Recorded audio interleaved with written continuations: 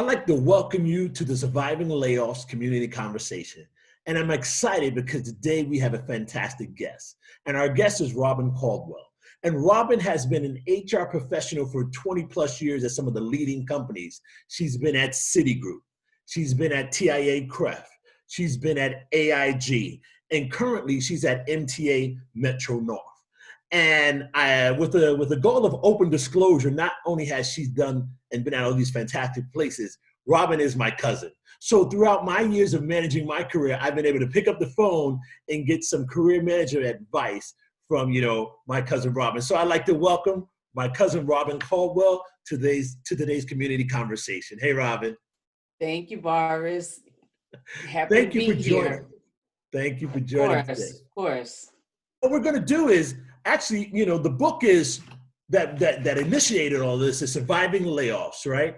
And it's available on Amazon.com and BorisPrendergrass.com. But we're actually going to walk through and experience Robin managing and handling, change and downsizing and layoffs that she's had on her own career. So I guess where I'd like to start from, Robin, is that you were at TIAA-CREF and you was focused on career development. Tell us a little bit about that and what were you doing there and how long were you there? Well, actually, I was at TIAA-CREF for about 18 years. 13 of those years, I was in the career development unit. Actually had the opportunity to help launch and develop the unit. And we did a number of things for employees. We provided career coaching for employees who were looking for different opportunities within the organization. So provided coaching for them to help them to manage their career effectively, to reach out to people in different parts of the organization to find out what opportunities existed in the organization and to find out more about TIAA-CREF and how they fit in beyond where they were currently. Did training around career development concepts, particularly helping people to manage their career effectively. Developed and co-managed a job rotation program, a mentoring program, and initiated and managed a employee resource group for employees of color. So that's what I did for the bulk of my career there. At some point, they actually disbanded that unit because things changed, financial services being the way they are, and their investment in their employees was a little bit different than it had been for the 13 years that we were in the career development unit. So now here's this season of change, right? They disband the organization that you've built, grown, and that's delivered impact. So how did all of that career development work help you when this change happened? Okay, well, it helped me to, recognize that it was coming, right? And then also put myself in a position where I made sure that the people that were making decisions in the organization knew what my background and my interest was. And then also made sure that I continue to maintain a high level of performance throughout all of this change so that when they were making decisions going forward, that I would be somebody that they would, have in mind for the future organization. Now, I think I remember you saying in this situation, they were relocating large pieces of the organization to Charlotte, North Carolina, Correct. And you were in New York City. How did that impact job opportunities for you? Well, I was not interested in relocating to Charlotte. You do know you have a cousin in Charlotte, right? Yes. But you know what? Most of my family was here, and my son was relatively young at the time, and we wanted him to continue to be around his family. So I wasn't willing to relocate, and I don't think my husband was interested at the time as well. I said, well, I will go with whatever the opportunities are here in New York. And they did introduce the HR generalist role, which I interviewed for and was able to go into after the career development unit was disbanded. Now, I think I remember you saying to me that they recognize your value. So when the HR generalist role came out, how did they place you? Where did they place you in the organization, or did you just, fall anywhere?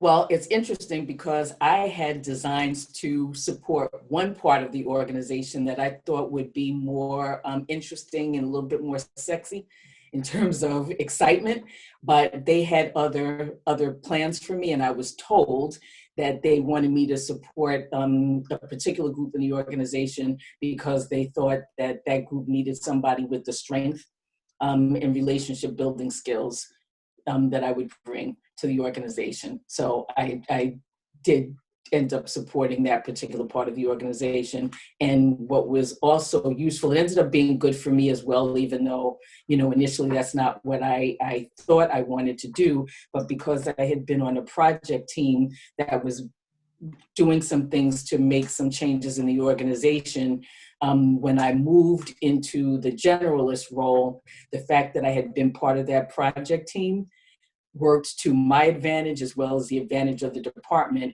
and that I was able to manage the transition for that organization, because that part of the organization, because they were the first to implement that change. So it worked out, it was a win-win for both the organization and myself. So now after, I think you said 18 years at TIA-CREF, you end Yes. up next at AIG. Tell me a little bit about that move. Yes. Okay. So after a couple of years in the generalist role at TI-CREF, I, was one of those people who was in a position that I had to make a transition outside of the organization. And because my last role at TI-CREF was a generalist role, when I went into AIG, I went into an HR manager role, which was also a generalist role. So, so now you're at AIG. I don't think that was a long stint, right? What happened with that Now, there? I was there for about 4 years, and Okay. being another financial services organization that was going through change, I was impacted by that change as well. So particularly in the 90s, 2000s, it may still be going on. I'm not in financial services now, but there was a lot of layoffs happening, Okay. in that industry. And unfortunately, I got impacted by it. And what's interesting is, I realized that particularly in certain industries, there's not a whole lot you can do to control that. You can maintain, high level of performance and relationships and still be impacted by the organization's decisions. So I guess, once that happens, right, here's years in the financial industry, right? You're Mm-hmm. seeing these continual seasons of change, reorganizations, downsizing, things like that. Right. And now you're looking for your next, place of employment. What were some of the driving factors for you that it got you to the MTA Metro North, or that helped you make a decision to go there? Well, it'll be no surprise to your viewers that after being in financial services and going through that twice, particularly at, a certain stage of my life as well as my career, job security was a huge priority. In addition to doing the kind of work that I like, but job security was definitely a driver. And, the MTA, provided that, because historically, it's been, you're talking public sector, Right. It's very different than the private sector financial services specifically. And I guess that's not something we've delved in a lot to in our community conversation about industry specifics, right? Public sector versus private sector. But that's a great thing that you're saying. Some of the stability, continuity that happens in public sector and government, right, is not as volatile as private sector. Correct. So now, what are you doing now at MTA? I mean, you move into the public sector. What is that experience like? Well, it culturally, it is different, but I love what I am doing now in that I am focusing on leadership development and professional development. And, I really enjoy what I'm doing now because I like doing the training, particularly for people at different levels. A lot of the training that I do is around leadership development. And because of COVID and now us all working from home, like most other organizations, a lot of what we're doing is virtual. Okay. So have the opportunity to do a lot more virtual training now, which I enjoy. Now, So I'm on Zoom a lot more now. You're on Zoom? Well, hey, your Zoom background looks great. You look great on Zoom yourself. Now, Thank was you. that something new for you at this point in your career, the leadership? Yes. Tell me about that, going into that kind of new job role. Well, it's interesting because it's something that we had been wanting to do for a while, but like a lot of other organizations, they were used to, classroom training. But once the pandemic hit and we had to work from home and socially distance, that meant that we had to do things differently. Sure. So we spent, quite a bit of time in the first few months of the year really coming up to speed on learning WebEx, Zoom, and how to maximize that functionality for training, because we don't just do webinars, we do virtual live training, which simulates the classroom training. Only thing, it's using tools like Zoom and WebEx. So you want to make sure that it's as engaging and interactive as it would be in the classroom. So that's been fun, having the opportunity to do that. So that's great to just see new challenges, take advantage of new technologies at this point in your career. Exactly. So this has been the pattern through my career. You have stability, things happen beyond your control, and you kind of roll with it, seize the opportunities that come as a result of the change. And in the process, you are acquiring new skills and knowledge that you may not have had before, even if, it wasn't something that you sought, initially. So, that's great. Kind of, what are some of the key takeaways that you would share with our community as they're going through these seasons of change and layoffs and opportunity and challenges? Okay. No matter what happens, you have to remain positive and hopeful. That comes across with everybody that you're interacting with. Because remember, one of the things I talked about at TI-CREF, when, people were coming to me looking for other opportunities, and I would, put people in touch with other folks for information interviews or prep them for actual job interviews. One of the things that was important is for people to always present a positive, professional demeanor. Remain hopeful despite the circumstances, because it's very possible to be bitter, when something like that happens, particularly if it's, those types of changes are through no fault of your own, but you can't project that. And you can't, not only can you not project it, but you can't hold on to that for yourself.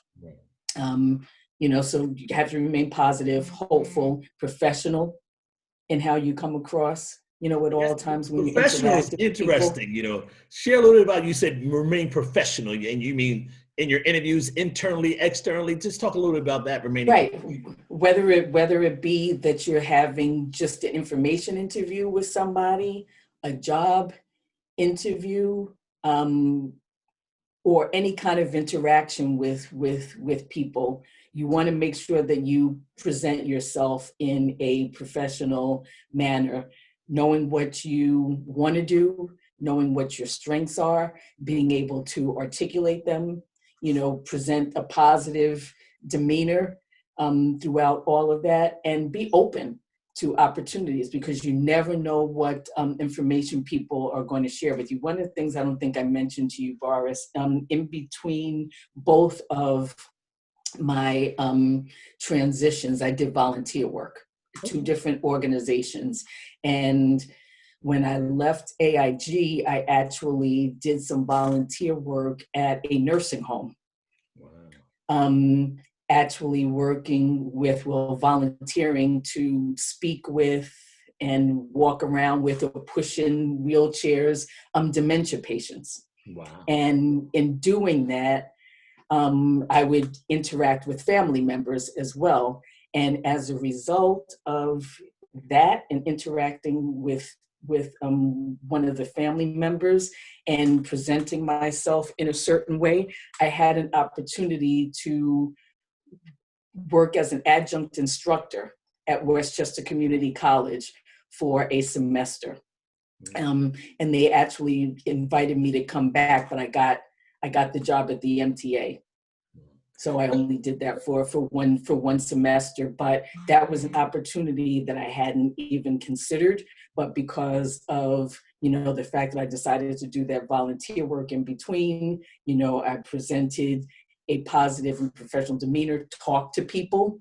So this person realized, what my experience was, spoke to me about this adjunct instructor opportunity, and I had a chance to do that. Never would have imagined. I didn't realize that, Professor Robin. So I guess as an HR professional, do you get feedback from hiring managers or managers, when people are interviewing and you can sense they're not positive, when they are, they're negative, or there's something that they're holding? Does that come through? It comes through, but I don't think people necessarily get that feedback. Okay. I don't think people always get that feedback. They just miss out on opportunities that may be available. Exactly.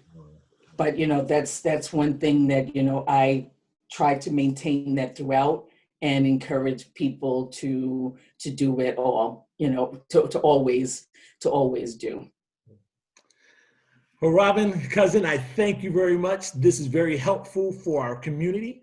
We're in this season of change, and I just want to say them out loud so I hear them and our community hears them. Remain positive, remain hopeful, be professional in your interactions, and be open to opportunities you may not have considered. Absolutely. There you go. Well, community, thank you for participating and listening for our community conversation. Robin, thank you very much. Oh, thank you. I appreciate it. And congratulations to you. All the best with your book. And I'll be, sharing this information.